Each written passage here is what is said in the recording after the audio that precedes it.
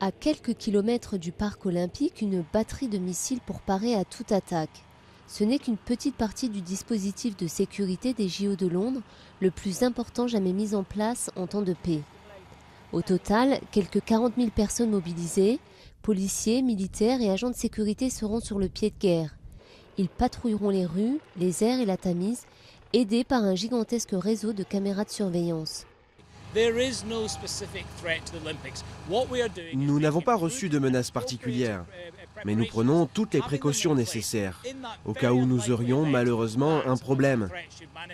C'est bien sûr ce que les Britanniques attendent de nous.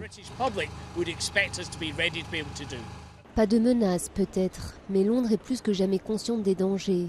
En 2005, au lendemain de l'annonce de l'attribution des Jeux de 2012, des attentats coordonnés faisaient quelques 52 morts dans les transports publics. L'été dernier, 3 jours de très violentes émeutes dans la capitale et d'autres grandes villes sont venus rappeler l'ampleur de la tâche du maintien de l'ordre. Et si Al-Qaïda est moins organisée aujourd'hui pour frapper Londres qu'en 2005, d'autres actes terroristes ne sont pas à exclure. La plus grosse crainte, c'est l'acte isolé, un groupe ou une personne qui aurait une idéologie proche d'Al-Qaïda, des gens qu'on ne connaît pas, qui agissent seuls, qui n'ont pas été entraînés au Pakistan, en Afghanistan, en Somalie, qu'on n'a tout simplement jamais repérés.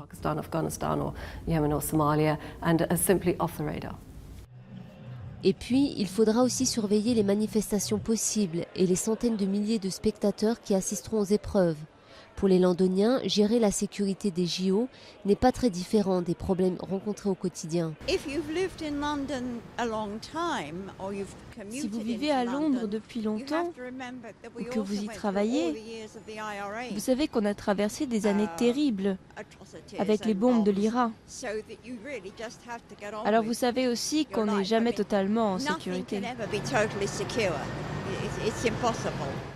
Alors que la torche olympique se rapproche chaque jour un peu plus de la capitale, le dispositif de sécurité a déjà été mis en branle et il restera en activité jusqu'à la fin des Jeux paralympiques en septembre.